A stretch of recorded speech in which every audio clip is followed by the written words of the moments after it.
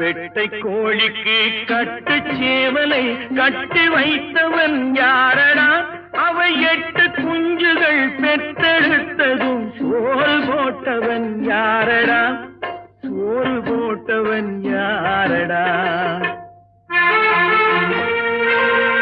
வளர்ந்த குஞ்சுகள் பிரிந்த போதிலும் வருந்தவில்லையே தாயடா. மனித ஜாதியில் துயரம் யாவுமே மனதினால் வந்த நோயடா, மனதினால் வந்த நோயடா.